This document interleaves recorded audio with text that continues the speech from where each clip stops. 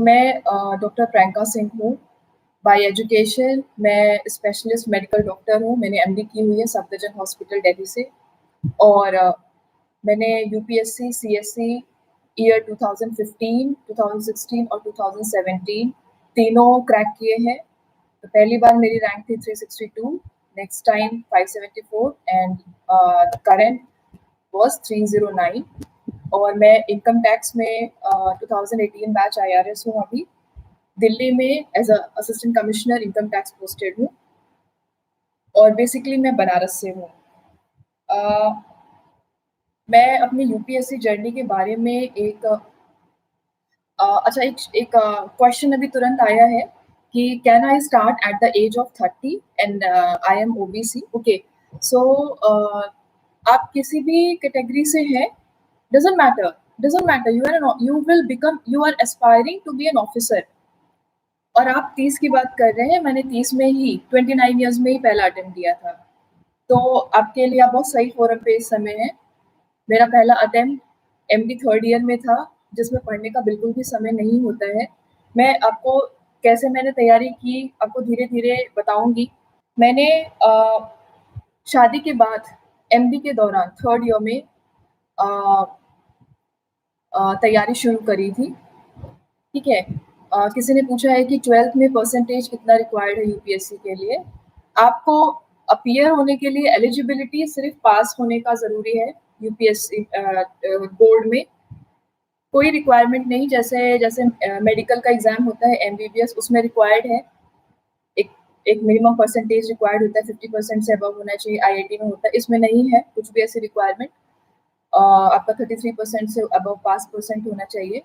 आपको हर तरीके के लोग मिलेंगे सेलेक्टेड यूपीएससी में, टॉपर्स भी मिलेंगे और एवरेज बिलो एवरेज भी मिलेंगे। ठीक है, तो बिल्कुल भी इस चीज़ पे मत घबराइए कि कितना परसेंट मेरा आ रहा है 12th में और कितना था मेरा। आप उस चीज़ को अगर चेंज नहीं कर सकते तो आप बस अभी और आगे के लिए फोकस करिए। So now back to what I was saying. तो मैंने शादी के बाद पहला अटेम्प्ट तैयारी शुरू करी थी एमडी के दौरान ही। हालाँकि बचपन में मैं सेंसिटाइज़ थी, सिविल सर्विसेज़ को लेके बहुत उत्सुकता रहती थी। मैं उत्तर प्रदेश से बिलॉन्ग करती हूँ, ऐसी फैमिली से बिलॉन्ग करती हूँ जहाँ पे लोग सिविल सेवा को काफ़ी तवज्जो देते हैं। तो पर घर वालों की मर्ज़ी चली और मैं डॉक्टर बनी क्योंकि घर वालों की मर्ज़ी थी। एमडी के दौरान मैंने अस्पताल में मैं सफदरजंग अस्पताल में मैंने एमडी करा हुआ है। तो मैंने सफदरजंग में जब मैं काम कर रही थी, 24 घंटे का काम होता है एमडी में। आपको गरीब और पेशेंट्स इनको बिल्कुल पास से देखने का मौका मिलता है। आप एक तरीके से इनका दर्द महसूस करने लग जाते हैं। तो जब मैंने ये चीज़ देखा कि काफ़ी कितनी ज़्यादा दिक्कतें हैं मरीज़ों को, हालाँकि बहुत कुछ डेवलप्ड है, रिसोर्सेज़ है दिल्ली में, लेकिन कितनी ज़्यादा अभी इंफ्रास्ट्रक्चर की कमी है, हेल्थ इंफ्रास्ट्रक्चर की। सर्विसेज़ को अपडेट करने की कितनी ज़्यादा ज़रूरत है, पॉलिसी लेवल पे काम करने की कितनी ज़्यादा ज़रूरत है। वो समय ऐसा होता था कि मैं कभी-कभी बैठ के काफ़ी देर तक भी सोचती थी कि क्या कर सकते हैं। मैं अपनी तरफ से जितना कर पाती थी, करती थी, लेकिन वो काफ़ी नहीं था ऑब्वियसली। तो मुझे एकमात्र प्लेटफ़ॉर्म समझ में आया यूपीएससी। तब तक मेरी उम्र 29 हो चुकी थी और इत्तेफ़ाक से सुप्रीम कोर्ट का नोटिफ़िकेशन और ऑर्डर भी उसी वक़्त आया था जब आपको एक्स्ट्रा 2 इयर्स अटेम्प्ट मिल रहे थे जनरल कैटेगरी में। तो मैंने इसलिए भी अपना मन बना लिया कि ये मेरा पहला और आखिरी अपॉर्च्युनिटी है अब सिविल सेवा में आने के लिए। तो मैंने अपना पहला अटेम्प्ट दिया और आईआरएस, कस्टम्स, जीएसटी मुझे मिला था 362 रैंक पे। फिर मैंने ट्रेनिंग के दौरान अटेम्प्ट और दिए, जिसमें फिर मेरी 574 309 रैंक आई 60 2000 सीएससी 2016 में और फिर 17 में रिस्पेक्टिवली क्रमशः। ठीक है, अब मैं आपको क्वेश्चंस में थोड़ा देख लेती हूँ कुछ चीज़ें। मैं आपको वैसा अब बताना शुरू करती हूँ कि तैयारी कैसे की जाए। ठीक है, तो सबसे पहले आप ये समझिए कि प्रीलिम्स, मेंस और इंटरव्यू तीनों की तैयारी आपको एक इंटीग्रेट करके करना है। कोई ये पूछ रहा है कि मैम गाँव में रहकर तैयारी कर सकते हैं या नहीं? बिल्कुल कर सकते हैं। सिर्फ़ एक चीज़ की रिक्वायरमेंट है आज के ज़माने में और वो है इंटरनेट की कनेक्टिविटी। अगर आप इंटरनेट की कनेक्टिविटी एक सिंपल सा भी डेटा प्लान खरीद के और ठीक-ठाक एंड्रॉयड मोबाइल में आप अपना पूरा काम कर सकते हैं, पूरी तैयारी कर सकते हैं। ठीक है? तो बिल्कुल भी हताश होने की ज़रूरत नहीं है कि गाँव में मैं आपको अभी इस बात पे तो मैं स्पेशली आपको बताऊँगी कि दिल्ली में रहना कितना ज़रूरी है। तो एक्चुअल में ज़रूरी नहीं है, तो मैं आपको इस चीज़ को डिटेल में बताऊँगी। पहले ये डिस्कस कर लेते हैं कि तैयारी कैसे करी जाए। सबसे पहले कैसे प्रिपरेशन शुरू किया जाए? तो आपको मैंने बता दिया है कि तीनों चीज़ की तैयारी एक साथ शुरू करनी है, प्रीलिम्स, मेंस, इंटरव्यू। तो बेसिकली आप अपने आप को इस तरह से ग्रूम करेंगे कि आप यूपीएससी के लिए अपने आप को बेहतर से बेहतर कैंडिडेट बना पाएँ। उसके लिए सबसे ज़्यादा ज़रूरी है कि आप सिलेबस को सबसे पहले सिलेबस उठाइए। सिलेबस खरीदिए, बहुत सस्ते में आता है। सिलेबस को समझिए। कोई भी एग्ज़ाम अपने आप में यूनिक होता है, चाहे यूपीएससी का हो, चाहे बैंक पीओ हो, एमबीबीएस के लिए जो पीएमटी या नीट एग्ज़ाम है, चाहे आईआईटी हो, वो उस एग्ज़ाम में उस तरीके का सिलेबस क्यों बना है, इस पर्पस को जानिए, ठीक है? आप एक बार उस एग्ज़ाम को समझ जाएँगे, तो आप वो एग्ज़ाम क्रैक भी कर पाएँगे, ठीक है?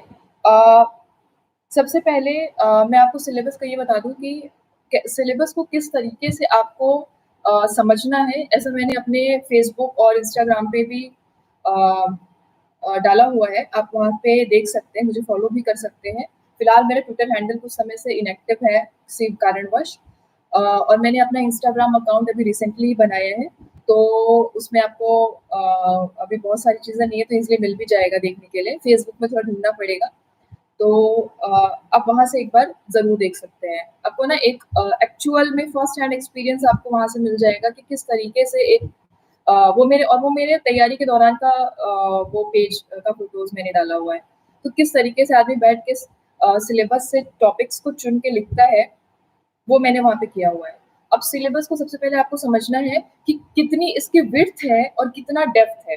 तो सिलेबस देख के आपको विड्थ समझ में आ जाएगा कि जीएस 1 में हिस्ट्री, आर्ट कल्चर से लेके ज्योग्राफी तक है। फिर जीएस 2 में आपका पॉलिटी मेनली पॉलिटी है। अ अच्छा कोई मेरे से इंस्टा आईडी वगैरह पूछ रहे हैं, मैं अभी आपको शेयर कर दूँगी। बस मुझे एक याद दिला दीजिएगा। वैसे अभी बता देती हूँ डॉक्टर प्रियंका सिंह अ आईआरएस करके है मेरा इंस्टा अकाउंट और प्रियंका सिंह के नाम से फेसबुक आईडी है। तो वापस से आते हैं कि आप सबसे पहले ठीक है, तो आप जीएस 3 सबसे ज़्यादा डाइवर्स है, देन जीएस 4 एथिक्स। तो सबसे पहले आप ना इनके टॉपिक्स को समझिए कि एथिक्स में इतनी सारी चीज़ें पूछी हुई हैं, बेसिकली आपको उन सब चीज़ों की ज़रूरत पड़ती है। व्हाइल इन द सर्विस जब आप सर्विस कर रहे होते हैं, जब आप अपने आप अपने ऑफ़िस में बैठे होते हैं, इसलिए वो क्वेश्चन्स आते हैं। वो डायलेमा ज़रूर एथिक्स का आए दिन क्वेश्चन रहता है, आपको डायलेमा रहता है कि आप क्या करें, क्या ना करें, ठीक है?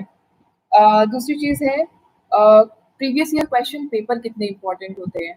तो जो देखिए मैंने एमबीबीएस में परीक्षा दी पीएमटी होता था उस वक़्त, ऑल इंडिया पीजीएमई यूपी वाला पीएमएस एग्ज़ाम।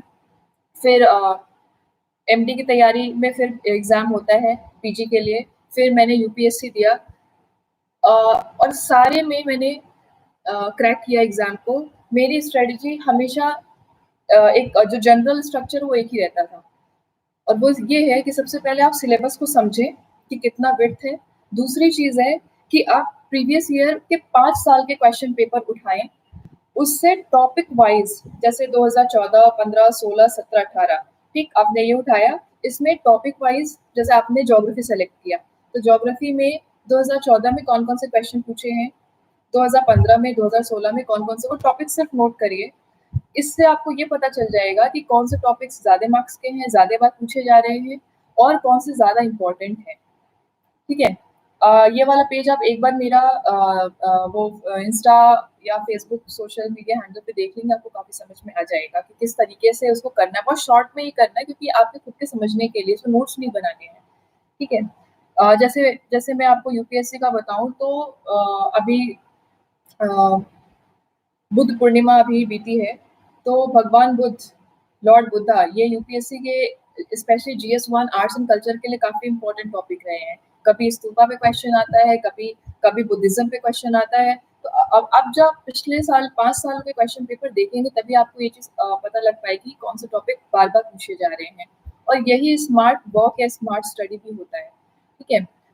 स्मार्ट वर्क का मतलब आपको पहले से ही इन्फॉर्मेशन और लोगों से ज़्यादा है, ठीक? और वो आपको ये चीज़ यही चीज़ स्मार्ट स्टडी है कि आपको ये पता है कि ये वाले टॉपिक्स बहुत बार पूछे जा रहे हैं। आप उसको कभी मिस मत करिए, क्योंकि सबसे पहले लो हैंगिंग फ्रूट्स पहले तोड़ने चाहिए। आपको जब कोई पेड़ पर बहुत सारे आम लगे, सबसे पहले आप ऊपर का नहीं तोड़ते, सबसे हाइट का, सबसे पहले नीचे का ही तोड़ते हैं। तो ये लो हैंगिंग फ्रूट्स हैं कि आप सबसे पहले टॉपिक्स को देख लीजिए जो सबसे ज़्यादा बार पूछे जा रहे हैं, ठीक है? उसके बाद सिलेबस पढ़ लिया आपने, पिछले 5 साल के क्वेश्चन पेपर देख लिए, फिर आप टाइम टेबल बनाते हैं अपना। टाइम टेबल के लिए सबसे ज़्यादा ज़रूरी है कि आप अपने आप को समझें, ठीक? आप अपने प्रति ईमानदार रहें। आप जिस चीज़ में कमज़ोर हैं, उस चीज़ को ज़्यादा टाइम दीजिए, उन टॉपिक्स या उन सब्जेक्ट्स को, और जिसमें स्ट्रॉन्ग है, उनको थोड़ा कम भी दे सकते हैं। दूसरा एक इम्पोर्टेंट प्रिंसिपल होता है, सिद्धांत होता है टाइम टेबल बनाने का कि हमेशा ईज़ी टॉपिक से आपको शुरू करना है। कभी भी कोई भी चीज़ की शुरुआत हमेशा ईज़ी या ज़्यादा इंटरेस्टिंग टॉपिक से शुरू करिए, तो आप उसको ख़त्म करने का आपका चांस ज़्यादा रहेगा। और तीसरा प्रिंसिपल है कि आपके खाने, डेली रूटीन और मनोरंजन का टाइम ज़रूर इंक्लूड होना चाहिए, ज़रूर होना चाहिए। थोड़ा-सा ही रहे, ठीक? अ, अब टाइम टेबल आपने अपने हिसाब से बना लिया, जैसे मैं अपना टाइम टेबल काफ़ी रिजिड और काफ़ी टाइट बनाती थी कि बैक टू बैक, क्योंकि मेरी अपनी ये टेंडेंसी है कि मैं अपने आप को जितना ज़्यादा टारगेट देती हूँ, उतना ज़्यादा पुश कर पाती हूँ कि मुझे करना ही करना है। और अगर नहीं कर पाई तो रात में अच्छे से नींद नहीं आएगी और अगले दिन फिर वही टेंशन। तो और मुझे खुद को ये पता है कि मैं अपने आप को इतना टेंशन नहीं मुझे देना है, तो इससे अच्छा मेहनत ही कर लो और उस टॉपिक को उस अपने सिलेबस को खत्म कर लो। ठीक है, ये मेरा हिसाब से था। आप अपने हिसाब से इसको बनाएँ, ये स्ट्रेटजी आपकी अपनी होगी। अ, ठीक है, उसके बाद सबसे पहले पढ़ना क्या चीज़ शुरू करें? अगर आप पहली बार यूपीएससी की तैयारी कर रहे हैं, तो अ, ओके, आपने पूछा है कि मोबाइल से तैयारी कैसे करें? मोबाइल पे आप पता है, मैं आपको एक छोटा एग्ज़ाम्पल सिर्फ़ देती हूँ कि अभी इस सर्विस में मेरे अपने एक बैचमेट हैं, वो पहले आईपीएस उन्होंने जॉइन किया था, अपनी फ़िज़िकल हेल्थ के कारण उन्होंने फिर से एग्ज़ाम दिया और इनकम टैक्स में आए, आईआरएस में। आईपीएस छोड़ के उन्होंने 2 बुक लिखी हुई है और दोनों बुक मैंने उनको मोबाइल पे ही लिखते हुए कंप्लीट करते हुए देखा है। तो बिल्कुल कर सकते हैं, मोबाइल पे भी तैयारी कर सकते हैं, ज़रूरी नहीं कि आपके पास में आप बिल्कुल ट्राई करें, लैपटॉप है या रिसोर्सेज़ हैं तो अच्छी बात है, नहीं है तो हताश नहीं होना है। बिल्कुल कर सकते हैं, बिल्कुल जैसे जब जब मोबाइल पे ऑनलाइन क्लासेस हो सकती हैं बच्चों की, तो ये तैयारी बिल्कुल हो सकती है। आपको नोट्स लेके बनाने पड़ेंगे उसके लिए। आप मोबाइल से बिल्कुल रिवीजन तैयारी के दौरान रिवीजन नहीं कर पाएँगे हमेशा, क्योंकि स्क्रीन टाइम का लिमिटेशन होता है आँखों के लिए। अ, मोबाइल का यूपीएससी के लिए सही उपयोग कैसे करें? और रिवीजन का पूछा है तो बेस्ट वे, मैं रिवीजन पे भी आऊँगी। अभी के लिए फ़िलहाल के लिए मैं ये बता देती, क्योंकि रिवीजन सबसे इम्पोर्टेंट टॉपिक है। आपका जो है मैं क्वेश्चन अभी लूँगी मोबाइल वाला। ये थोड़ा नया भी टॉपिक है और एक्चुअली बहुत इम्पोर्टेंट है, स्पेशली कोविड पैंडेमिक के बाद से मोबाइल एक तरीके का बूम साबित हुआ है। पहले इसको लोग थोड़ा पेन समझते थे, खराब समझते थे। तो सबसे पहले मैं ये रिवीजन वाला पार्ट बता देती हूँ। हालाँकि मैं रिवीजन पे फिर से आऊँगी। देखिए, रिवीजन के बिना यूपीएससी क्लियर नहीं हो सकता है। रिवीजन से मैं बहुत दूर भागती थी। मुझे हर चीज़ पहली बार पढ़ना बहुत पसंद है, चीज़ों को समझना बहुत पसंद है, लेकिन उसको वापस से रिवाइज़ करना मुझे पता नहीं क्यों ऐसा लगता था कि टाइम वेस्ट हो रहा है। लेकिन बहुत जल्दी ही और अच्छा हुआ, मैं बहुत जल्दी समझ गई कि बिना बिना रिवीजन के यूपीएससी नहीं निकल सकता है। अब रिवीजन कैसे करें? तो सबसे पहला तो है कि आप जब आप पढ़ रहे होते हैं टेक्स्ट को, वहीं पे बुक में या अपने नोट्स में वहाँ अंडरलाइन करिए जो सबसे इम्पोर्टेंट है, और रिवीजन के टाइम में सिर्फ वही रिवाइज़ करिए। पूरा फिर से रिवाइज़ करने का कोई मतलब नहीं होता है, इट्स जस्ट टाइम वेस्ट। दूसरा सिद्धांत ये है कि आप एक ग्रुप अगर बना सकते हैं, डिस्कशन ग्रुप, तो ज़रूर बनाइए। उसमें बारी-बारी से टीचिंग का अगर आप एक टॉपिक को पढ़ाते हैं ना, किसी चीज़ को याद रखने का बेस्ट तरीका होता है कि आप उस टॉपिक को किसी को पढ़ाएँ, किसी को भी, किसी एक को, ठीक है? अगर आपका ऐसा ग्रुप है पीयर ग्रुप जो तैयारी कर रहा है यूपीएससी की वो बेस्ट है। मेरे पास नहीं था, ऐसा ग्रुप नहीं था। मैं आपको इस चीज़ पे मैं आऊँगी फिर से कि मैंने जब तैयारी करी तो मैं अपने हस्बैंड के, क्योंकि हस्बैंड यहीं सर्विस कर रहे हैं दिल्ली में ही, तो मैं दिल्ली में रही थी मगर एक रिहायशी इलाके में, जिसमें कि काफ़ी सिर्फ़ फैमिली वाले लोग थे। तो वो भी दिक्कतें थी जिस पे मैं आऊँगी बाद में, क्योंकि आपके लिए ये जानना ज़रूरी है ताकि आप इससे इंस्पायर हो सकें कि हमेशा दिल्ली में रहना और राजेंद्र नगर या मुखर्जी नगर में रह के तैयारी करनी, कोटा या इलाहाबाद आप अपने घर पे रह के कर सकते हैं तैयारी। ठीक है, तो अगर आपके पास ग्रुप है तो ये रिवीजन का सेकंड बेस्ट तरीका है। थर्ड व्हिच इज़ एसेंशियल कि आप छोटे-छोटे फ्लायर्स ले लें, फ्लैग्स लें, ठीक है, मार्केट में आता है। उसपे वो फैक्ट्स लिखें, जैसे ज्योग्राफी में बहुत सारे फैक्ट्स होते हैं, ठीक है? या फिर कुछ थिंकर्स के कुछ नाम हैं जो आपको उनका थॉट प्रोसेस याद है, लेकिन कोट्स याद है लेकिन उनके नाम नहीं याद हो रहे हैं, या इसी तरह की कुछ चीज़ें जो आपको परेशान करती हैं, याद नहीं हो रही हैं। आप उन चीज़ों को, उन फैक्ट्स को शॉर्ट में उन फ्लैग्स पे लिखें और अपने बिल्कुल जो जिस दीवार को आप बिल्कुल सबसे ज़्यादा फेस करते हैं, उस पे पेस्ट करें और उसपे आते-जाते उसको ज़रूर देखें, जभी भी आपको टाइम मिले। और यकीन मानिए ये आपको ज़रूर याद रखने में मदद करेगा, क्योंकि इसकी वजह से मुझे बहुत फ़ायदा हुआ था। क्योंकि मैंने जैसे ज्योग्राफी में बहुत सारी चीज़ें उस पे लिखी थी, वो चीज़ें एटलीस्ट इकोनॉमिक्स की भी बहुत सारी चीज़ें आपके टिप्स पे हो जाती हैं वो सारी चीज़ें, ठीक है? और उसके बाद एनसीईआरटी पढ़ना ज़रूरी है, किसी ने क्वेश्चन पूछा है, तो मैं इसी टाइम टेबल के बाद मैं इसी चीज़ पे आ रही थी कि अब पहली बार तैयारी कर रहे हैं तो क्या पढ़ें? सबसे पहले आप एनसीईआरटी ही पढ़िए क्लास 6 ऑनवर्ड्स। 6 से पहले 5th या 4th या 3rd की पढ़ने की कोई ज़रूरत नहीं है। एनसीईआरटी में भी ये चीज़ ध्यान रखें कि जब आप पढ़ रहे हैं, तो आप बस इतना सोच के चलो कि आप पहली बार पढ़ रहे हो और दोबारा इसको सिर्फ़ रिवीज़न करना है, पढ़ना नहीं है। तो आप पहली बार में ही जो सबसे इम्पोर्टेंट चीज़ें हैं उसको मार्क करते चलिए, ताकि दूसरी बार जब पढ़ेंगे तो सिर्फ रिवीजन होगा, पढ़ना नहीं होगा। दूसरी बात ये है कि जो एनसीईआरटी की चीज़ें आपको बहुत ईज़ी लग रही हैं, उसको स्किप कर जाइए, ठीक है? जैसे कुछ-कुछ चीज़ें हिस्ट्री की न्यू एनसीईआरटी के बजाय ओल्ड एनसीईआरटी पढ़िए, वो ज़्यादा इम्पोर्टेंट है। अ, ठीक है, एनसीईआरटी के बाद में कांसेप्ट की बात आती है। कांसेप्ट में आपको अगर किसी चीज़ का कांसेप्ट आपने नहीं बताया, किसी ने क्वेश्चन पूछा है, ma'am being the third time topper can you guide the best way to study for UPSC CSC, like how to start considering us as fresher. मैं बिल्कुल फ्रेशर की तरह से ही डील करके आपको बता रही हूँ कि सबसे पहले आपने एनसीईआरटी उठाई, क्योंकि मैंने खुद भी ऐसा ही किया था, बिल्कुल। एनसीईआरटी खत्म किया आपने, नेक्स्ट टाइम आपको पढ़ना नहीं है, उसको रिवाइज ही करना है। उसके बाद आता है आपका कंसेप्ट। जब आप एनसीईआरटी पढ़ रहे हैं या अब उसके बाद अब जो पढ़ने वाले हैं, कंसेप्ट पे स्पेशली ध्यान दीजिए। आप कुछ पढ़ रहे हैं, सपोज आपने ज्योग्राफी का कोई कंसेप्ट पढ़ा, ठीक है? वेव्स, हीट वेव्स पढ़ी आपने, या फिर चक्रवात या प्रतिचक्रवात पढ़ा। आप अगर सिर्फ प्लेन एक बार रीडिंग लेंगे तो आपको अगर आपका वो सब्जेक्ट स्ट्रांग नहीं है तो आपको याद नहीं रहेगा। आपको उसको समझना पड़ेगा। अब कैसे समझें? मैंने क्या किया था, यूट्यूब का अच्छा इस्तेमाल करिए। यूट्यूब पे आप टाइप करेंगे, जैसे आप हीट वेव्स टाइप करिए, या ये जैसे मैंने ये साइक्लोन बोला, ठीक है? उसका आपको एनिमेटेड वीडियोज़ आ जाएगा। एनिमेटेड वीडियोज़ बिल्कुल आपको एकदम क्लियर वे में बता देंगे कि एक्चुअल में क्या हो रहा होता है, कि अंदर लो प्रेशर हो रहा होता है, बाहर हाई प्रेशर हो रहा होता है। तो पढ़ने से ज़्यादा, जैसे हमेशा से पता है कि जितना आप देखोगे वो ज़्यादा याद रहेगा, बजाय इसके कि जितना आप पढ़ रहे होगे। कांसेप्ट के लिए एक तो ये हो गया, दूसरा ये हो गया कि आप जब कक्षा में हो, चाहे कोचिंग में हो, कहीं पे भी आप पढ़ रहे हैं, तो अपने आपके बेस्ट फ्रेंड होते हैं व्हाट, व्हाई, वेयर, हाउ, ठीक है? ये जो क्वेश्चन्स हैं, आप क्वेश्चन ज़रूर पूछिए, अदरवाइज़ कोई तरीका नहीं है, ठीक है? उसके बाद किसी ने क्वेश्चन पूछा है कि मैम मैं जब प्रीवियस ईयर क्वेश्चन का टेस्ट लगाता हूँ, तब मेरा स्कोर कंटिन्यूअसली लो आ रहा है। अ, देखिए, जब आप तैयारी कर रहे होते हैं, तो बहुत सारे लोग शुरू में ही क्वेश्चन बैंक का यूज़ कर रहे होते हैं, जो कि अच्छी बात है, कोई बुरी बात नहीं है। एक्चुअल में अच्छी बात है, क्योंकि मैं आपको बताऊँ, मैंने तैयारी ऐसे ही करी है।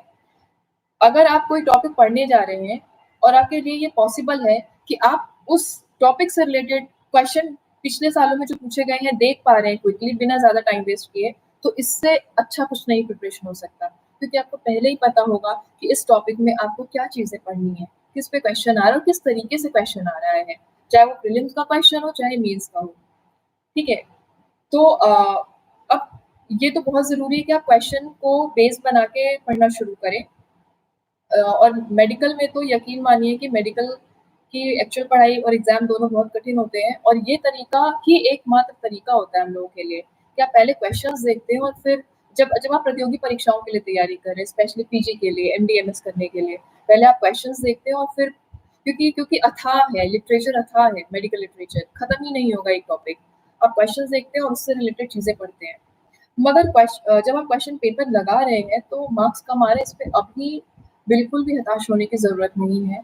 आप कितने भी टॉपर्स का इंटरव्यू देखिए, कंसिस्टेंटली सभी लोग यही बोलेंगे कि मेरे में मार्क्स अच्छे नहीं आ रहे थे। मार्क्स कम आने का एक तरीका ये भी हो सकता है कि आप अपनी गलतियों पे फ़ोकस नहीं कर रहे हो। जैसे मेरे में सुधार इसी चीज़ से आया कि मैं एक ही गलती बार-बार कर रही थी। Which is unforgivable. ये गलती माफ़ नहीं हो सकती। अगर आप सिली मिस्टेक करते रहेंगे तो आप उस दौड़ में पिछड़ जाएँगे। सबसे पहले यूपीएससी को क्रैक करने के लिए आपको अवॉइडेबल गलतियों पे काम करना होगा। जो गलती आप अवॉइड कर सकते थे, जो चीज़ें आपको आती हैं, उसमें गलती का कोई गुंजाइश नहीं है। गलती वहाँ आपसे हो जहाँ जो टॉपिक आपने कभी पढ़ा नहीं, कभी सुना नहीं। आप उस पे अटेम्प्ट ले रहे हैं, 50 चांसेस है, 50% आपका सही हो सकता है, 50% चांस है कि गलत हो सकता है।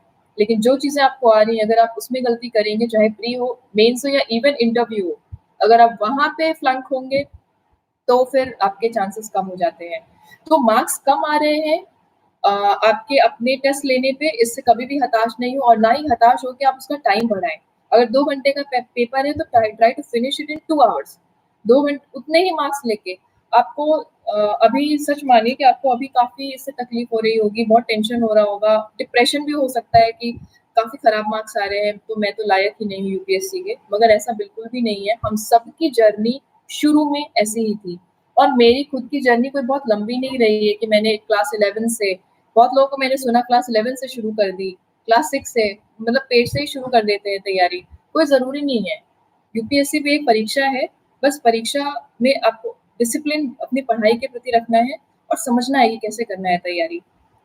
अभी जो मार्क्स कम आ रहे हैं, उससे अपने आप को स्टिमुलेट करने की कोशिश करिए, उसको पॉज़िटिव में वे में लीजिए कि आप देखिए कि आप गलती कहाँ कर रहे हैं और उसका आप कितना सुधार कर सकते हैं। यही आपके हाथ में है, बाकी चीज़ें आपके बियॉन्ड कंट्रोल है। तो उसके बारे में चिंतित भी मत होइए क्योंकि आप बहुत कीमती समय गँवा रहे हैं। दूसरा चीज़ है कि जब आप अवसाद में जाते हैं मार्क्स को लेके, तो आप बहुत ही शार्प नहीं रह जाता आपका दिमाग। जब आप चीज़ों को पढ़ रहे होते हैं, वो समझ में भी कम आती हैं और या स्पीड आपकी कम हो जाती है। तो ओवरऑल आपकी तैयारी वो एक विशियस सर्कल कहते हैं इंग्लिश में कि एक साइकिल जैसा बन जाता है कि कम मार्क्स, फिर अवसाद, फिर और पढ़ाई खराब और कम रिवीजन, खराब रिवीजन और कम मार्क्स। इस चेन को तोड़िए। किसी ने पूछा है कि language medium is matter why Hindi medium result is down. तो वैसे लैंग्वेज बिल्कुल भी मैटर नहीं करता है। मैं आपको सिर्फ़ एक एग्ज़ाम्पल दूँगी कि मैं एक ऐसे पर्सन को जानती हूँ जिन्होंने इंग्लिश मीडियम में उन्होंने एग्ज़ाम लिखा। He got a good marks but उनके हिसाब का रैंक नहीं आया। फिर उन्होंने नेक्स्ट टाइम ट्रेनिंग उन्होंने जॉइन भी कर ली सर्विस। पहले मैं बता देती हूँ आईपीएस सर्विस जॉइन कर ली। वो अपना आईपीएस के दौरान ट्रेनिंग के दौरान अपना ये एग्ज़ाम फॉर्म नहीं भर पाए, तो उन्होंने अपने दोस्त को बोला जो कि दोस्त हिंदी मीडियम का था। उस दोस्त ने और ये सही कहानी है, कहानी नहीं है सही स्टोरी है, लाइफ स्टोरी है किसी की। अ, उस दोस्त ने उसका फॉर्म भरा और गलती से मीडियम को हिंदी मीडियम लिखा बाय डिफ़ॉल्ट क्योंकि वो हिंदी मीडियम का था, फ्रेंड हिंदी मीडियम का था, वो भी आईपीएस में ही था। अ, फिर इन्होंने एग्ज़ाम हिंदी मीडियम में लिखा और उस दोस्त ने बोला कि तुमने इंग्लिश मीडियम में टॉप किया, आप हिंदी मीडियम में भी टॉप कर जाओ और उसकी डबल डिजिट में 2 डिजिट में रैंक थी हिंदी मीडियम से। तो बिल्कुल भी बल्कि लिटरेचर में बहुत अच्छे मार्क्स आ रहे हैं, काफ़ी अच्छे मार्क्स आ रहे हैं, 300 प्लस। तो डिपेंड करता है आपकी तैयारी कैसी है, मीडियम से कोई फ़र्क नहीं पड़ता है। किसी ने पूछा है कि what resources to refer for the preparation of environment and art and culture. बिल्कुल, आर्ट एंड कल्चर के लिए मैंने नितिन सिंघानिया रेफर किया था, काफ़ी अच्छा है। उसके अलावा आप अ, अ, एक CSS करके ये है वेबसाइट है, सेंटर फॉर सोशल एंड अब मैं थोड़ी देर में बता दूँगी, मुझे गूगल करना पड़ेगा। वो वेबसाइट काफ़ी एनरिचिंग है, लेकिन बहुत टाइम नहीं वेस्ट करना है उस पे। वो बाइलिंगुअल है, हिंदी-इंग्लिश। टाइम बहुत नहीं वेस्ट करना है, काम की चीज़ें उससे देख लीजिए, बस दैट्स इट। वैसे मेरे हिसाब से नितिन सिंघानिया काफ़ी काफ़ी है। अ, मैम लैंग्वेज मीडियम ये हो गया, ज्योग्राफी के लिए कौन-सी बुक बेस्ट है? ज्योग्राफी के लिए मैंने जो पढ़ा था स्पेक्ट्रम और जीसी लियोंग, ग्योचे लियोंग काफ़ी अच्छी है। इसके अलावा मैप आपको तैयारी करनी ही पड़ेगी मैप से। और एनसीईआरटी की क्लास 11th 9th 11th और 12th की बहुत इम्पोर्टेंट है, स्पेशली इकोनॉमिक ज्योग्राफी या फिर ह्यूमन ज्योग्राफी से रिलेटेड। ह्यूमन ज्योग्राफी जैसे क्वेश्चंस इस पे आते हैं कि जैसे कांदला पोर्ट पहले जब भारत आज़ाद हुआ था तो सबसे बड़ा पोर्ट होता था, सबसे ज़्यादा रेवेन्यू आता था पोर्ट के मामले में वहाँ से। क्या कारण है कि अब वहाँ से शिफ्ट हो चुका है? ये क्वेश्चन जो इकोनॉमी और ज्योग्राफी को रिलेट करते हैं, ये ह्यूमन ज्योग्राफी से संबंधित होते हैं। इन टॉपिक्स आपको इसके लिए पेपर, न्यूज़पेपर और एनसीईआरटी को ज़रूर रेफर करना होगा। इसके अलावा ज्योग्राफी का पोर्शन जो मैंने बताया स्पेक्ट्रम और ये काफ़ी है, सफिशिएंट है। किसी ने पूछा है कि मेरा सेकंड सेमेस्टर है, पीसीएम है और कॉलेज 9 से 5 बजे तक है और टाइम कैसे मैनेज करूँ? टाइम मैनेजमेंट एक्चुअली बहुत इम्पोर्टेंट है। मैंने 12th के दौरान 11th-12th के दौरान पीसीएम भी लिया था, मैथ्स और बायो दोनों ही। उसमें ही मैनेज करना मुश्किल होता था, सो आई कैन अंडरस्टैंड। और बहुत ज़्यादा लोड नहीं लेना है, अभी आप +2 में हैं, तो कोई ज़्यादा बहुत लोड नहीं लेना है, सिर्फ बेसिक चीज़ें खत्म करिए। बेसिक चीज़ों में आपका अ, सबसे पहले एनसीईआरटी, न्यूज़पेपर की हैबिट डालिए, get a hang of it. आपको करंट अफेयर्स को ना एनालाइज़ करना सीखना पड़ेगा। इस वक़्त बहुत सारे ऑनलाइन प्लेटफ़ॉर्म्स हैं जो एनालिसिस देते हैं न्यूज़पेपर्स की, उसको ज़रूर फ़ॉलो करिए, कोई हार्म नहीं है उसको फ़ॉलो करने में। और इनफैक्ट काफ़ी अच्छा इनसाइट्स देते हैं वो, इंसाइटफुल रहता है उनका एनालिसिस। ठीक है, न्यूज़ एनालिसिस ज़रूर देखिए। आप ये दोनों अभी कर ले जाएँगे, तो ग्रेजुएशन तो मिनिमम रिक्वायरमेंट है, ग्रेजुएशन आपको करना ही है यूपीएससी में अपीयर होने के लिए।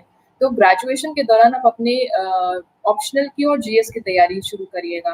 मेरे ख्याल से अभी यही मैनेज करना आपके लिए बेस्ट रहेगा कि get a hang of newspaper. आप सबसे पहले अभी द हिंदू न्यूज़पेपर उठाएँगे या कोई भी न्यूज़पेपर उठाएँगे जिसमें भारी भाषाएँ लिखी होती हैं, काफ़ी डीप एनालिसिस होती है, आपको काफ़ी डिफ़िकल्टी होगी। ईपीडब्ल्यू, योजना, ये सब उठाएँगे। अभी आप कुरुक्षेत्र या योजना ये सब कभी-कभार पढ़िए। आपको इस वक़्त +2 में बहुत बहुत आप डीप तैयारी शुरू नहीं कर सकते हैं। ठीक है, इसको बस आपको हाँ, सीसीआरटी वेबसाइट बिल्कुल सही बताया है किसी ने। ये सीसीआरटी वेबसाइट जो मैं गूगल करने जा रही थी, इसको क्योंकि मैंने फ़ॉलो किया था, तो इसलिए आपको ज़रूर बता सकती हूँ कि आपको इसमें लेकिन बहुत टाइम नहीं वेस्ट करना है। सबसे पहले आप नितिन सिंघानिया या जो भी बुक आप चाहते हैं फ़ॉलो करना, आप फ़ॉलो करिए। आर्ट एंड कल्चर के नोट्स बनाइए, इसके नोट्स बनाना बहुत ज़रूरी है। क्यों? क्योंकि टेम्पल आर्किटेक्चर में आपको उसके एक ड्राइंग जैसा अगर आप बनाएँगे, यदि उससे जैसे स्तूपा से रिलेटेड क्वेश्चन आया था आर्किटेक्चर का, यदि आपने बनाया है प्रॉपर तरीके से स्तूपा, तो आपको ज़्यादा मार्क्स मिलेंगे डेफ़िनेटली। और वो आप तभी बना पाएँगे जब आप उसको नोट्स के टाइम पे आपने बनाया होगा और याद रखा होगा तो। ठीक है? और सीसीआरटी वेबसाइट से आपको कुछ एक्स्ट्रा इन्फॉर्मेशन मिल जाएगी। तो हमेशा जब आप नोट्स बनाते हैं ना, तो आपको एक चीज़ ध्यान में रखनी है कि मैं बाकी लोगों से ज़्यादा अलग कैसा लिखूँ नोट्स में, कंटेंट क्या लिखूँ, कि उसको पढ़ के एग्ज़ामिनर को मेरी कॉपी थोड़ी डिफरेंट लगे। अब इसमें कुछ ऐसा नहीं करना है कि अलग-अलग कलर्स यूज़ कर रहे हैं तो मार्क्स मिलेंगे या बहुत अच्छा हैंडराइटिंग, ऐसा कुछ नहीं है। कंटेंट पे सबसे ज़्यादा ज़ोर रहता है यूपीएससी एग्ज़ाम का। अ किसी ने पूछा है कि I am college student, what advice for me? So college में आपको बेसिक तो आपको स्टार्ट कर ही दीजिए आप, if you are aspiring UPSC aspirant. सबसे पहले एनसीईआरटी और newspaper plus current affairs, daily current affairs और कुछ डॉक्यूमेंट्रीज हैं वो देखिए, आरएसटीवी फॉलो करिए, एआईआर रेडियो न्यूज़ रेडियो सुनिए। उसपे कुछ-कुछ आते हैं इम्पोर्टेंट एनालिसिस, पैनल डिस्कशंस वो सुनिए।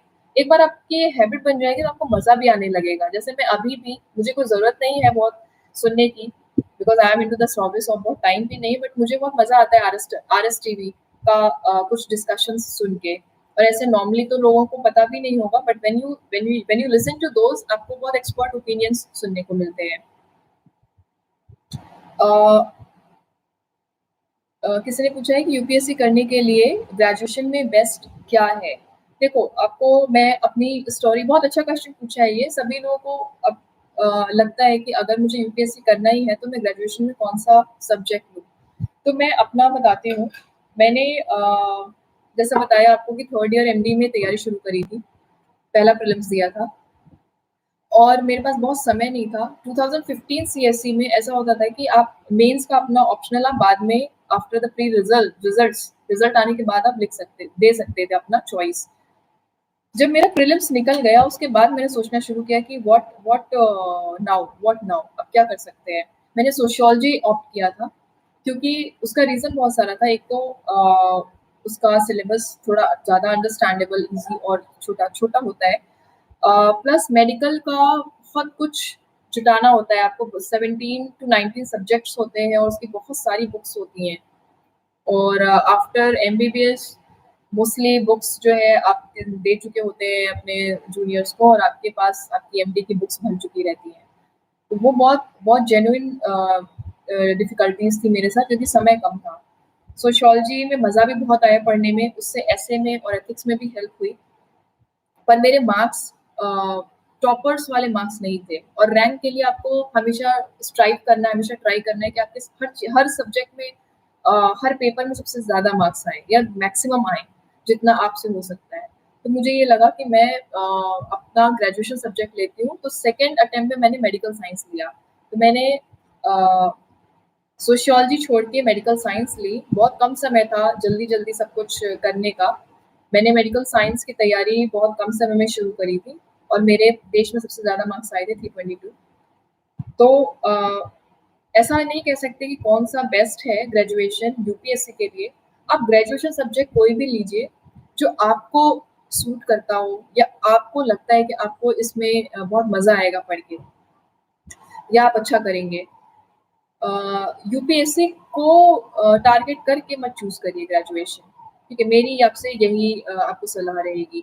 ग्रेजुएशन देखिए हर तरीके के ऑप्शनल पेपर में मार्क्स आते हैं, चाहे वो हिंदी लिटरेचर हो, चाहे मैथ्स हो, चाहे लॉ हो, मेडिकल साइंस ऑब्वियसली, सोशियोलॉजी या एंथ्रोपोलॉजी।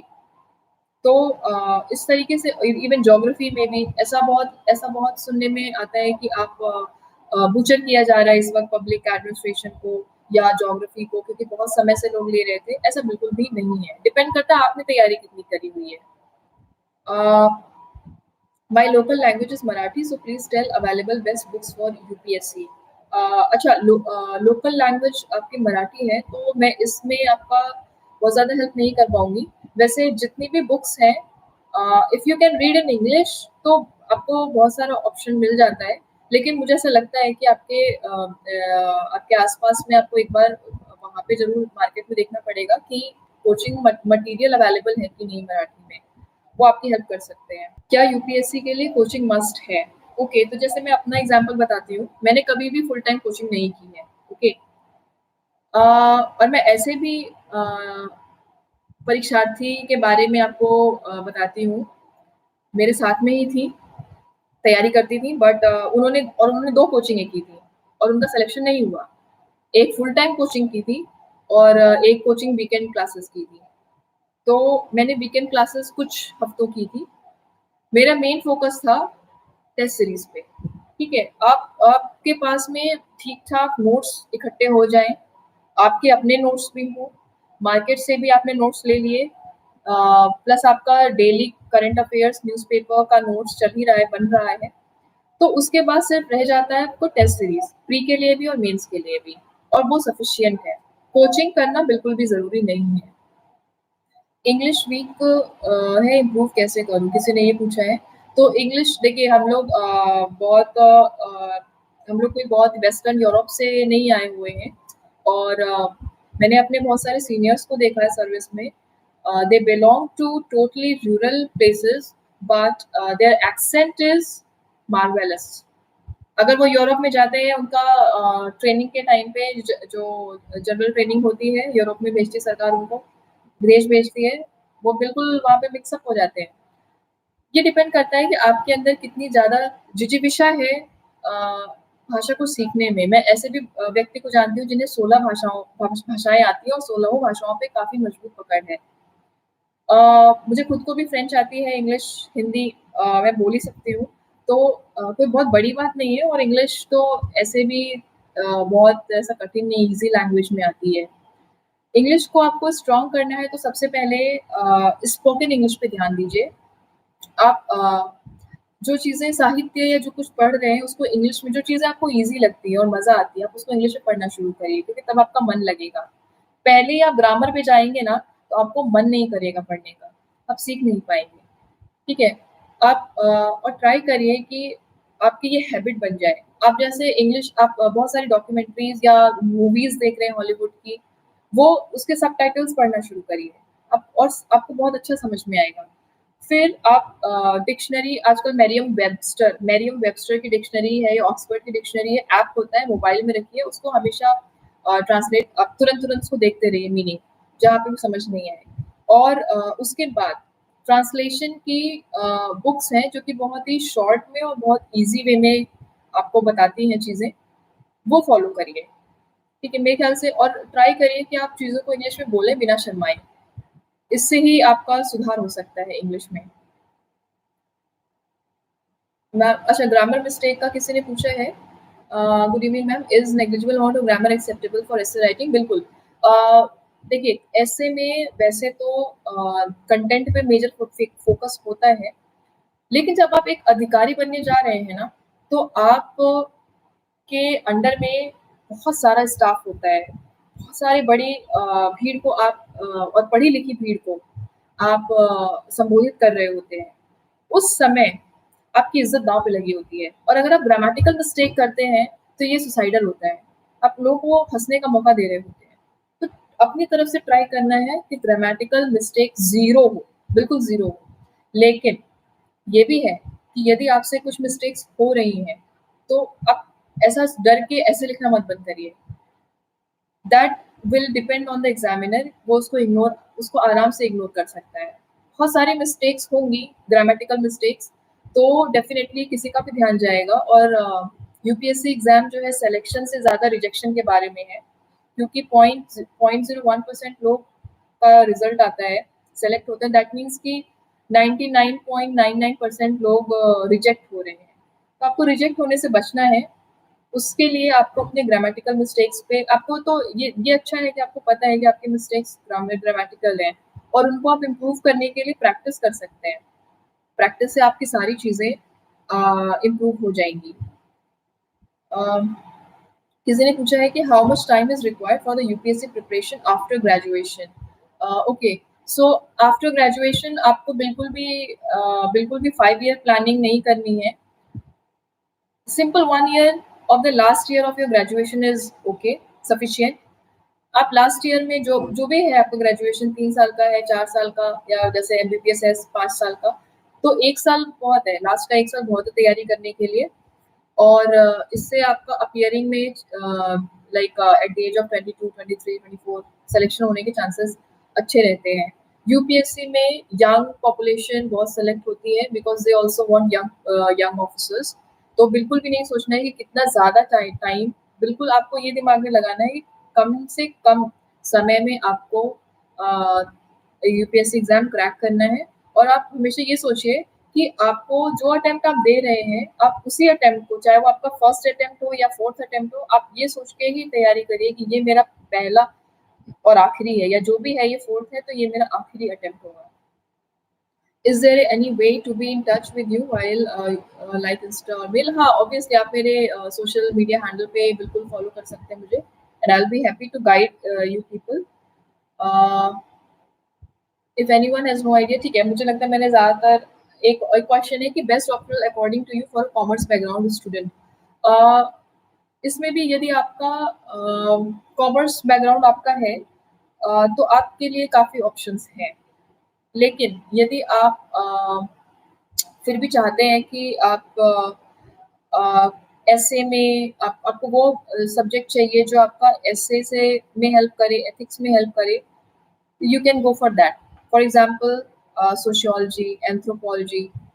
मगर जभी भी आप अपना ग्रेजुएशन सब्जेक्ट चुने, सॉरी ऑप्शनल सब्जेक्ट चुने, तो पहला आपको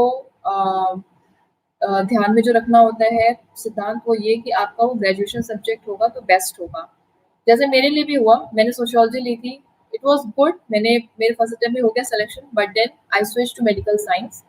और यकीन मानिए, मुझे ऑब्वियसली बहुत सारे लोगों ने, बहुत सारे सीनियर लोगों ने और सेलेक्टेड लोगों ने बोला था कि don't change at this point, don't change, it is suicidal. ये आत्मघाती कदम है कि आप अपना ऑप्शनल चेंज कर रहे हैं, जिस ऑप्शनल से एक बार आपका सिलेक्शन हो चुका है और आप इस मझधार में आके चेंज कर रहे हैं। मेरी जिद थी, मुझे पता था कि ये मेरा ग्रेजुएशन सब्जेक्ट है, मैं गोल्ड मेडलिस्ट रही हूँ, तो मैंने बहुत पढ़ाई करी हुई है और वो रंग भी दिखा दिखा उसमें। तो आप पहला आपका ग्रेजुएशन सब्जेक्ट हो वो, यदि नहीं है ग्रेजुएशन सब्जेक्ट आपका ऑप्शनल में, तो आप फिर ये देखें कि आपका इंटरेस्ट किधर है ज़्यादा। क्या आप सोशियोलॉजी को चला पाएंगे, आंसर उस तरीके से पर्सपेक्टिव में लिख पाएंगे, या आप एंथ्रोपोलॉजी में इंटरेस्टेड है, या आपको ज्योग्राफी ज़्यादा अच्छी लग रही है, या PSIR, political science and international relation, ये बहुत ही इंटरेस्टिंग है, बट बहुत डायनामिक है। इसमें मार्क्स लाने के लिए काफ़ी मेहनत करनी पड़ती है, क्योंकि काफ़ी डायनामिक है, हर रोज़ ही न्यूज़ चेंज हो रही है। और आज का जो डिस्पोजिशन है, पॉलिटिकल डिस्पोजिशन, उसके अकॉर्डिंग तो इंडिया का इंटरनेशनल रिलेशन, फॉरेन रिलेशन बहुत इंपॉर्टेंट है, और हर रोज़ उसका फीचर चेंज हो रहा है। तो दूसरा कंसिडरेशन ये हो गया। तीसरा हो गया कि कौन-सा ज़्यादा स्कोरिंग है और कम समय लेगा सेटल इन होने के लिए। अब जैसे मैं आपको बोलूँ कि आप लॉ ले लीजिए, आपका कॉमर्स बैकग्राउंड है और आप लॉ या मैथ्स ले लीजिए, इट विल बी सुसाइडल। हालाँकि एग्ज़ाम्पल्स हैं, इसके भी हैं, लोगों ने लिए हुए हैं। मेरे ही एक सीनियर है जिन्होंने एमडी करने के बाद में लॉ एलएलबी किया, उसी दौरान ऑनलाइन एलएलबी किया, कॉरेस्पॉन्डेंस कोर्स, और उन्होंने लॉ रखा था subject, and he got selected also in UPSC. मगर ये काफ़ी डिफिकल्ट होगा, क्योंकि लॉ जैसे सब्जेक्ट, मेडिकल साइंस जैसा सब्जेक्ट, ये काफ़ी टाइम लेते हैं सेटल इन होने में। ठीक है। ओके, सो अब मैं वापस से इस पे आती हूँ कि अच्छा, जीएस वन में तैयारी कैसे करें, उस पर बता रही थी। बिल्कुल, जो न्यू कमर्स हैं, जो पहली बार तैयारी कर रहे हैं, तो जीएस वन आपका हिस्ट्री और geography, arts and culture mainly होता है। मैंने आपको बुक्स मेनली में मोटा मोटा बता दिया कि हिस्ट्री में आपको NCERT, specially old ones, Tamil Nadu board का, और स्पेक्ट्रम, ऑक्सफोर्ड की एक राजेश शर्मा की आती है। ये 4-5 चीज़ें रेफर करना ज़रूरी होता है, plus Nitin Singhania for art and culture and CCRT website. और आपके नोट्स होने चाहिए विद डायग्राम्स। जैसे आर्किटेक्चर है, इस्लामिक आर्किटेक्चर है, टेम्पल आर्किटेक्चर है, इसका आपने, अगर आप एक बार भी अपने नोट्स में आपने बनाया होगा, तो आप उसको एग्जाम में या आंसर राइटिंग के टाइम में, टेस्ट सीरीज में उसको रेप्लिकेट कर पाएंगे वहां पर। ठीक है। ज्योग्राफी का मैंने बताया आपको, जीसी लियोंग, एनसीईआरटी की books, plus there were so many material available in the market, there are so many shops in Delhi. आप उनके कॉन्टैक्ट नंबर गूगल पे मिल जाएंगे, वहां से आप कॉल करके ऑनलाइन थ्रू कुरियर मंगवा लीजिए, बिकॉज दे आर रिक्वायर्ड। उसके बाद जीएस टू, जीएस टू में लक्ष्मीकांत इज बेसिक, उसके लिए वो आपको प्रीलिम्स के लिए और पढ़ना, बहुत बार रिवाइज भी करना है, प्लस डीडी बसु, प्लस एक गवर्नमेंट गवर्नेंस इन इंडिया करके आती है लक्ष्मीकांत की, वो फॉर गवर्नेंस। और मार्केट में जो नोट्स आते हैं, there are some yellow pages notes, नाम से फेमस है बहुत सारे। ठीक है। जीएस थ्री में I was totally mostly dependent on online material. GS three के रिलेटेड टॉपिक्स आपको पता है, जैसे एनवायरनमेंट, किसी ने पूछा था कि कैसे करें एनवायरनमेंट की तैयारी, तो एनवायरनमेंट ऑब्वियसली काफ़ी डायनामिक टॉपिक है और काफ़ी डिफिकल्ट भी है। प्रीलिम्स में तो इससे काफ़ी डिफिकल्ट क्वेश्चन आते हैं। तो इसके लिए आप बिल्कुल उठा के यूएनडीपी की वेबसाइट तो नहीं पढ़ने शुरू करेंगे, या फिर डब्ल्यूएचओ या यूएन की वेबसाइट नहीं शुरू कर देंगे पढ़ना। इसके लिए आप जो ऑनलाइन मटेरियल अवेलेबल है कोचिंग की, उनकी हेल्प लीजिए, क्योंकि उनका जो देखिए, बिल्कुल ऐसा नहीं है कि उनकी हेल्प आपको नहीं लेनी है। मैंने कहा कि कोचिंग करना ज़रूरी नहीं है, इसका मतलब ये नहीं कि वो बिल्कुल ही बेकार है, या या फिर वो करना कुछ अपराध है। लेकिन उनके मटेरियल आप ज़रूर पढ़ सकते हैं क्योंकि वो बहुत अच्छे से कंपाइल्ड होते हैं। आपको वो करने में बहुत टाइम लगेगा। मैंने बहुत हेल्प ली है, ऑनलाइन मटेरियल जो अवेलेबल थे, बहुत सारे मटेरियल फ्री अवेलेबल हैं। मैंने करंट अफेयर्स के mostly free available online materials के यूज़ किए हुए हैं। प्लस आपके नोट्स मेकिंग के टाइम में डाइवर्सिटी ज़रूर रखिए। Specially for GS 4 paper, ethics का पेपर। एथिक्स के पेपर में आप डाइवर्स सोर्स से ज़रूर नोट्स बनाएँ। पहला है कि न्यूज़पेपर से बनाएँ। आपने सिलेबस एथिक्स के सिलेबस को हमेशा दिमाग में रखिए, टॉपिक्स को दिमाग में रखिए। न्यूज़पेपर में जैसे ही आपको उससे रिलेटेड कुछ मिलता है, आप उसको नोट डाउन करिए।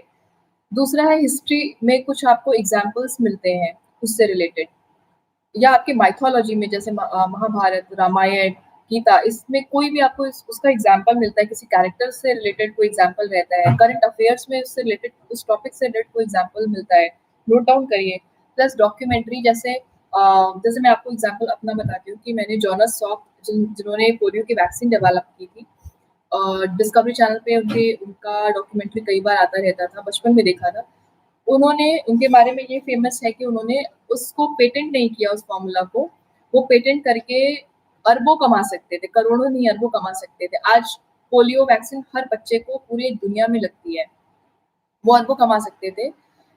सार्क एंड साबिन, उसमें 2 ट्रेट होते हैं वैक्सीन के। तो Jonas Salk was the first to develop it, but उन्होंने जन सेवा करते हुए उसको पेटेंट नहीं किया और ये उनका बहुत बड़ा बड़प्पन था।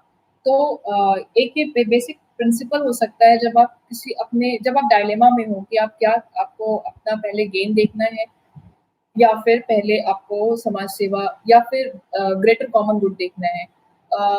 जॉनस सॉक आज भी हम उनका बहुत आदर से नाम लेते हैं, स्पेशली मेडिकल फील्ड में तो बिल्कुल बहुत ज़्यादा। ये लिख तो उन्होंने अपना नाम हिस्ट्री में लिखवा लिया सुनहरे अक्षरों में, ये कार्य करके कि उन्होंने पेटेंट नहीं कराया।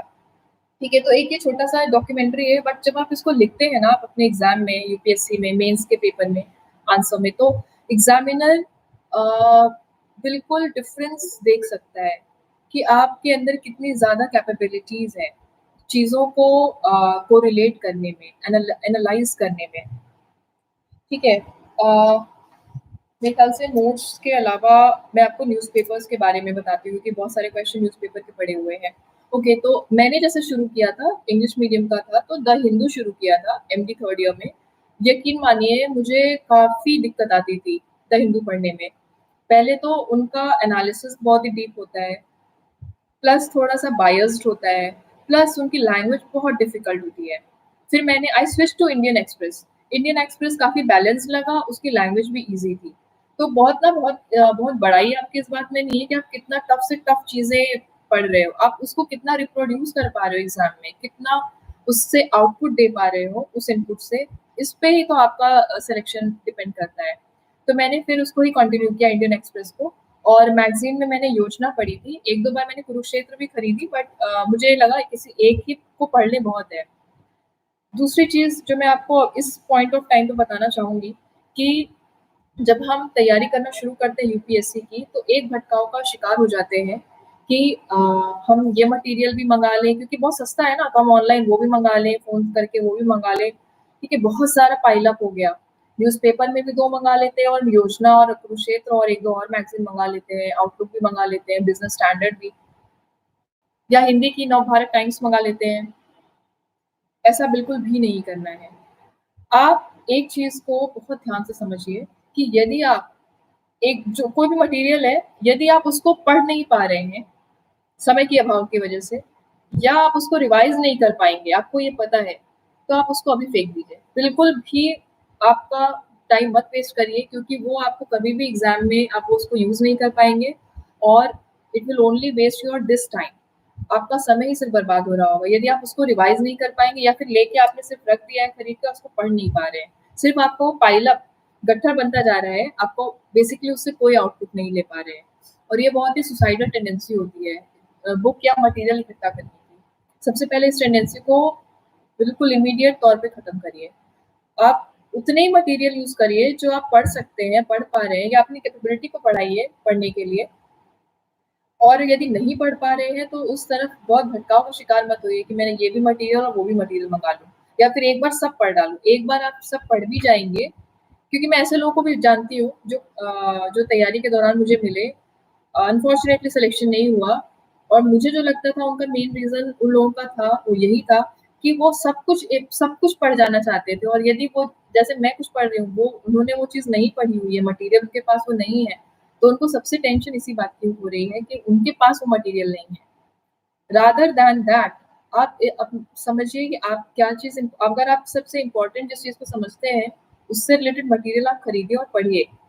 आप दुनिया वाले क्या कर रहे हैं, इसमें बहुत ज़्यादा हताश मत होइए, क्योंकि हर चीज़ खरीद के और आप यदि उसको पाइल अप कर रहे हैं या फिर एक बार पढ़ के और छोड़ दे रहे हैं, it is as good as you have not red anything. ठीक है? अब न्यूज़पेपर कैसे पढ़ें, इस पे आते हैं। तो इसका शुरुआत मैं ऐसे करूँगी कि संस्कृत में हम लोगों ने पढ़ा है कि विद्यार्थी की लक्षण क्या होते हैं, 5 लक्षण: कामचेष्टा, बकोद्यानम, श्वान निद्रा तथैव च, अल्पाहारी गृहत्यागी, पंचा पं शिक्षार्थी, विद्यार्थी इदं पंच लक्षणम। तो जो पहले 2 लक्षण हैं, काकचेष्टा, वकोद्यानम, बस इन्हीं का ध्यान रखिए और न्यूज़पेपर आपको आदत पड़ जाएगी अच्छे से पढ़ने की। सबसे पहले आपको फ़ोकस करके, जैसे वकोध्यानम होता है, बगुला का ध्यान लगाइए और फ़ोकस करके रखिए कि आपको उन टॉपिक्स को इसमें से पढ़ना है न्यूज़पेपर में। न्यूज़पेपर में हज़ारों न्यूज़ हैं, सबसे पहले सॉर्ट आउट करिए कि कौन से न्यूज़ काम की है उस न्यूज़पेपर में। जो काम की नहीं है, उसको डिस्कार्ड कर दीजिए दिमाग से, सिर्फ़ उस पे फ़ोकस करिए जो काम की है। आपको फ़ाइलों में एक्चुअली काम करते वक़्त भी ऐसा ही करना होगा कि जब आप कुछ पढ़ाई कर रहे हैं, जैसे आपके पास फ़ाइलें हैं, जैसे मैं बहुत सारे बड़े-बड़े कंपनियों के या बहुत सारे बड़े लोगों के रिटर्न्स देखती हूँ, या उनके बैलेंस शीट देख रही हूँ, या उनकी फ़ाइलें देख रही हूँ।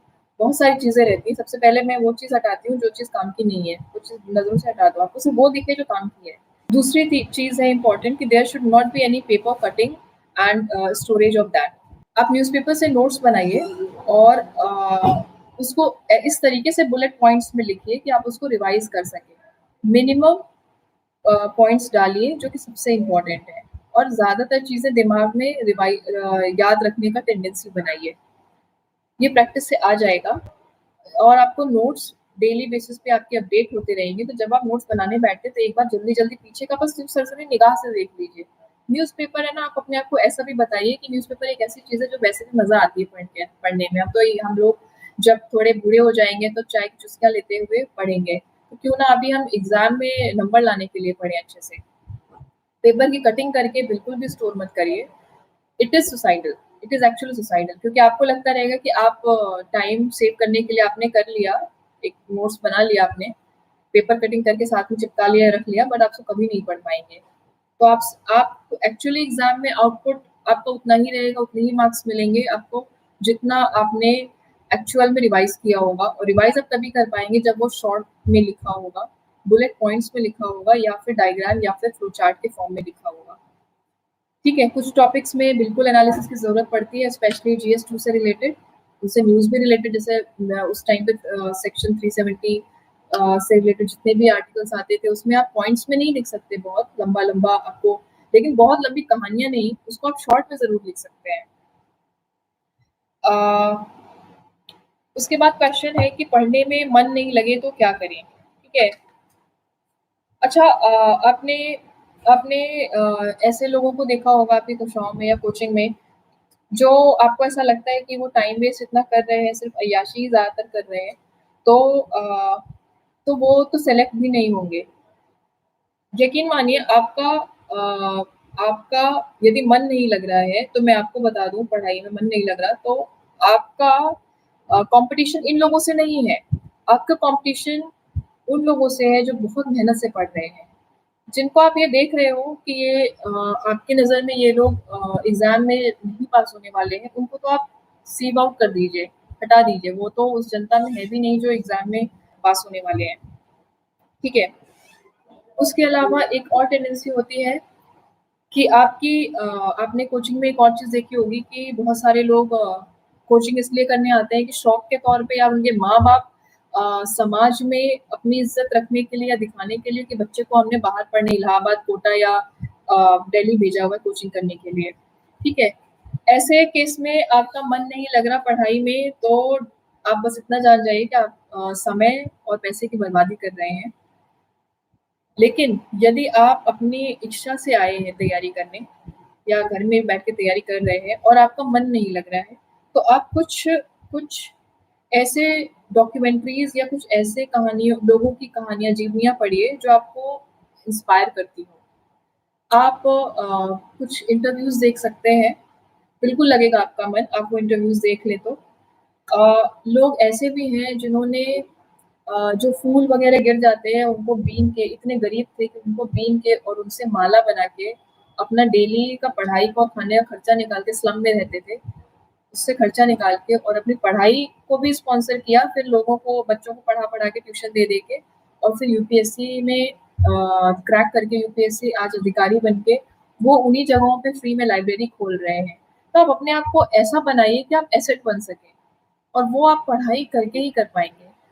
आप वो चीज़ पढ़ना शुरू करिए जो सबसे इंटरेस्टिंग हो या सबसे ईज़ी हो। जब आपका मन ना लगे तो स्पेशली आप उन चीज़ों को पढ़िए जो इंटरेस्टिंग या ईज़ी लगती हों आपको, जिससे आपका टाइम का यूटिलाइज़ेशन भी हो जाए और आपका फिर मन भी लगे धीरे-धीरे पढ़ने में। क्वेश्चन फिर है कि आपने यूपीएससी की तैयारी कब से स्टार्ट करनी चाहिए और आपने डेली कितने घंटे पढ़ाई करी? तो देखिए, यूपीएससी की तैयारी ग्रेजुएशन के लास्ट ईयर में या लास्ट के 1-2 ईयर में सफिशिएंट। बस आप जो पढ़ाई कर भी रहे हैं, वो बहुत अच्छे से करिए। कोई बहुत ही रॉकेट साइंस नहीं है यूपीएससी को निकालना। आप डेली बेसिस पे जो करंट अफेयर्स हैं, उनमें आपका एक ओपिनियन बनाइए और वो ओपिनियन तब बनेगा जब आप कुछ पैनल डिस्कशन सुनेंगे या देखेंगे। मैं अपनी तैयारी के दौरान अपने घर में थी, अपने हस्बैंड के साथ में, तो काफ़ी खराब स्थिति थी। खराब स्थिति इस तरीके से थी कि मैं रिहायशी एरिया में रह रही थी, कोई मुखर्जी नगर या इन जगहों पे नहीं जहाँ पे सिर्फ़ तैयारी प्रतियोगी परीक्षाओं की तैयारी करने वाले स्टूडेंट्स रहते हैं। वहाँ पे लोग ऐसे थे जो सिर्फ़ जो ऐसी बातें करते थे कि मैं तैयारी जैसे कर रही हूँ तो मुझे सुनाने के लिए कि जिस घर में बच्चे नहीं हों, वो मरघट जैसा होता है। ऐसी बाकी-बाकी चीज़ें। तो वो सब चीज़ों को सुन के और अकेले रह के तैयारी करना, प्लस इवन जो मेरी मेड भी आती थी, वो भी मुझे ये सुना के जाती थी कि मैंने 2-2 लड़के पैदा किए हैं। एक्चुअली में तो वो चीज़ें मुझे उस वक़्त ज़रूर बुरी लगती थी, लेकिन मुझे एक्चुअली उन चीज़ों से बहुत बल मिलता था। जब मैंने पहली बार अपनी मेड को ये बोलते सुना था कि मैंने 2-2 लड़के पैदा किए हैं, वो इसलिए सुना रही थी कि मैं शादी के बाद भी मैं पढ़ाई कर रही हूँ और बच्चे नहीं किए हैं मैंने अभी। तो मैं यही सोचती थी कि ये लड़कों के लिए इतना बोल रही हैं, इनके लड़के इनसे बर्तन मँजवा रहे हैं। अगर मैं एक बार अधिकारी बन जाती हूँ, तो मेरे समाज के लोग जो कि काफ़ी काफ़ी पितृसत्तात्मक सोसाइटी से हैं, पैट्रियार्कल माइंडसेट है लोगों का, वो अपनी लड़कियों को भी बोझ नहीं समझेंगे और उनको भी इज़्ज़त देके और उनको भी एक एसेट बनाने के लिए सोचेंगे। सिर्फ़ शादी करके बाहर भेजने का, शादी करके भेज देने के बारे में नहीं सोचेंगे और एक्चुअली ऐसा ही हुआ। मेरे घर में जिनके एक भी लड़का नहीं है, सिर्फ़ लड़कियाँ हैं, आज वो एग्ज़ाम्पल देते हैं मेरा। और बहुत प्राउड फ़ील करते हैं कि लड़कियाँ लड़कों से कम नहीं हैं। तो ऐसी स्थिति में रह के मैंने उस नेगेटिव चीज़ को पॉज़िटिव में कन्वर्ट किया और अपने आप को फ्यूल दिया। वो ये जो चीज़ें थी ना, ये मेरे लिए एनर्जी वाला काम करती थी, कि तुम मुझे जितना भी सुनाओगे मैं उससे ज़्यादा मेहनत करके और मेरा रिवेंज ही ये होगा कि आई विल बी सक्सेसफुल। और अब फिर तुम जब मेरे न्यूज़पेपर में मेरी फ़ोटो पढ़ोगे, देखोगे, तो तुम सोचोगे कि I was so much wrong. A, question ये था कि तैयारी कब शुरू करनी चाहिए? आप ग्रेजुएशन लेवल पे कर सकते हैं तैयारी शुरू, उसके पहले बहुत अच्छे से बस पढ़ाई करते रहिए और डेली बेसिस पे करंट अफ़ेयर्स में अपना ओपिनियन बनाते रहिए। यूपी डेली कितने घंटे पढ़ना है, तो हर रोज़ तो आप फिक्स नहीं कर सकते कि आप हर रोज़ 12 घंटे पढ़ेंगे। कभी आप 6 घंटे पढ़ते हैं, कभी 4 घंटे, कभी 8 घंटे, कभी 9 घंटे। मगर जितने भी घंटे पढ़िए, वो आप हमेशा ना दिमाग में कुछ अपने प्रिंसिपल्स अपने आप को बोलते रहिए। आप अपने आप से बात भी करते रहिए कि आपको मिनिमम इनपुट देके मैक्सिमम आउटपुट चाहिए। आप अपने आप से बोलिए कि मैक्सिमम आउटपुट चाहिए मुझे तुमसे और वो तुम कैसे दोगी, तुम कैसे दोगे, ठीक है?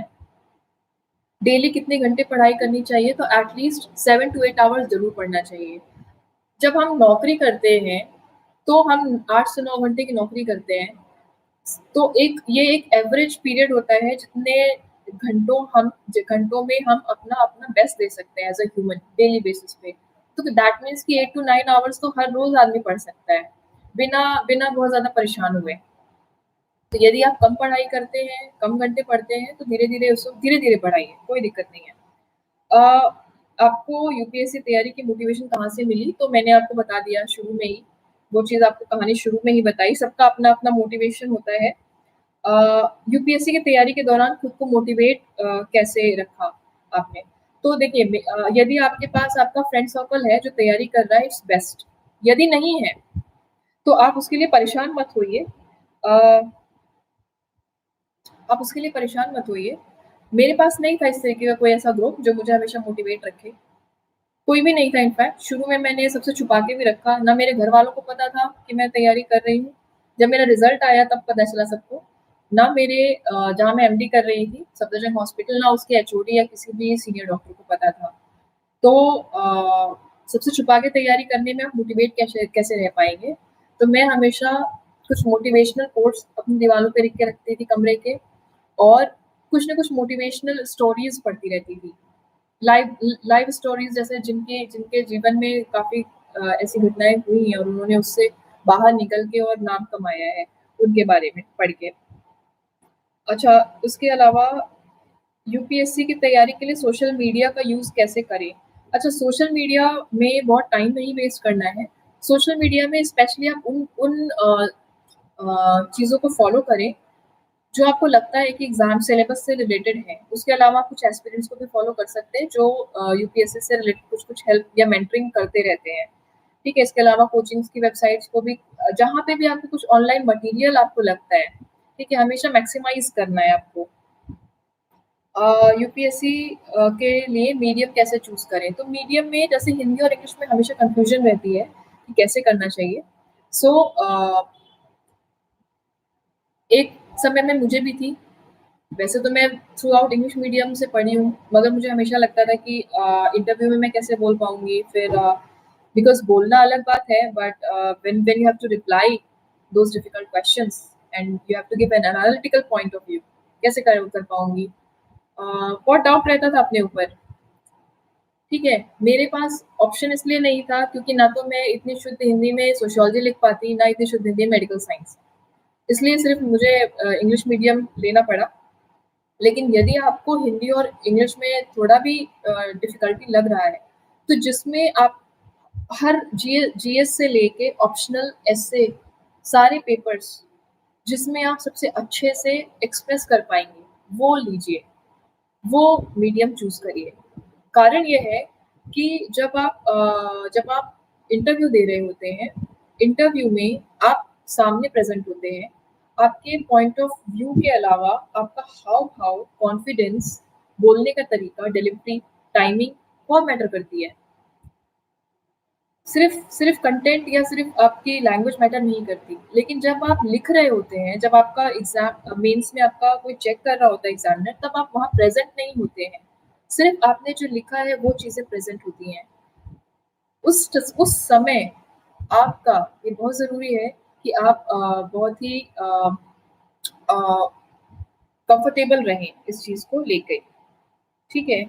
बाकी मैंने मोस्टली मुझे लगता है मैंने बता दिया है, और अब मैं इस चीज़ को यहीं पे अ, शॉर्ट में अब एक लास्ट मैसेज या टिप कह लीजिए देना चाहूँगी कि एक चीज़ हमेशा ध्यान रखिए कि आपको ऐसा लगता रहेगा कि आप बहुत आपके पास रिसोर्सेज़ नहीं हैं। अगर होते तो आप बहुत अच्छा सिलेक्शन कर ले सकते थे। आपके पास बहुत सारी सुविधाएँ नहीं हैं, अगर होती तो आप ऐसा कुछ भी नहीं है। मैंने ऐसे टाइम पे सिलेक्शन लिया है जब मेरे पास समय की बहुत कमी थी, एमडी थर्ड ईयर में बिल्कुल समय नहीं होता अपने लिए, खाने के लिए भी समय नहीं मिलता। काफ़ी टफ रहता है। उस समय मैंने बहुत अच्छे मार्क्स से एमडी करी, कंप्लीट किया। उसमें बहुत डिफ़िकल्ट एक्सटर्नल एग्ज़ामिनेशन भी होता है, यूनिवर्सिटी लेवल का एग्ज़ामिनेशन। प्लस मेरी शादी हो चुकी थी, वो भी गाँव के एरिया में शादी हो रखी थी, जहाँ पे सबसे ज़्यादा फ़ोकस होता है, आपने बिंदी, चूड़ी, पायल पहने हैं कि नहीं पहने हैं, लाइक दैट। लोगों को कितनी डिफ़िकल्टी होती है कि आप कुछ भी बन जाइए, आपको नीचे ही बैठना है। स्पेशली जो बुज़ुर्ग जो वरिष्ठ महिलाएँ हैं या फिर पुरुषों के सामने। मैंने देखा कि लोगों को कितनी प्रॉब्लम हो रही थी जब मेरा सिलेक्शन हो गया, लोग मिलने के लिए आ रहे थे। तो उनको स्पेशली पुरुषों को और वरिष्ठ महिलाओं को कितनी प्रॉब्लम हो रही थी मेरे सामने मैं साथ में बैठी हूँ इसलिए। मुझे तो खड़ा होना चाहिए क्योंकि मैं बहू हूँ और नई-नई बहू हूँ और घूँघट करके होना चाहिए। So all these difficulties were there. Plus मेरा कोई इस तरीके का कोई ऐसा ग्रुप नहीं था प्रिपरेशन करने वाला। मेरे पास समय गँवाने के लिए भी नहीं था। मेरे अटेम्प्ट्स यदि खराब हो जाते, सिलेक्शन नहीं होता जिसके लिए मैं मेंटली प्रिपेयर नहीं थी, तो मेरे लिए काफ़ी डिफ़िकल्टीज़ आ जाती। काफ़ी काफ़ी ये चीज़ मुझे डर हमेशा होता रहता था कि यदि सिलेक्शन नहीं हुआ तो मुझे काफ़ी सुनने को मिलेगा और सभी से सुनने को मिलेगा। क्योंकि मैक्सिमम लोग यही सोच रहे थे कि ना हो सिलेक्शन। लेकिन इन सब चीज़ों का फ़र्क नहीं पड़ना चाहिए, क्योंकि हमेशा आप ही हैं जो आपको चलता रख सकते हैं और ऐसी स्थितियों में आपकी नाव को अ, ढकेल के और नदी में लाने में आपके फ्रेंड्स मदद या आपके वेल विशर मदद कर सकते हैं, लेकिन नाव को तो आप ही को चलाना पड़ेगा। तो आप अपने आप को इस एक मोटिवेशन एक कोट मैं बोलूँगी, जो मैंने स्कूल टाइम में उसका यूज़ किया था, जब मैंने ऐसे कॉम्पिटिशन में पार्टिसिपेट किया था स्कूल लेवल पे, हिंदी का ऐसे कॉम्पिटिशन, तो आई वॉन गोल्ड मेडल। तो उसमें मैंने एक चीज़ लिखी थी, कुछ परिंदे उड़ रहे हैं आँधियों के सामने, इनमें ताकत ना सही पर हौसला तो है ज़रूर। ये नदी बहती रही अगर इस तरह तो देखना, तय समंदर तक का होगा फ़ासला एक दिन ज़रूर।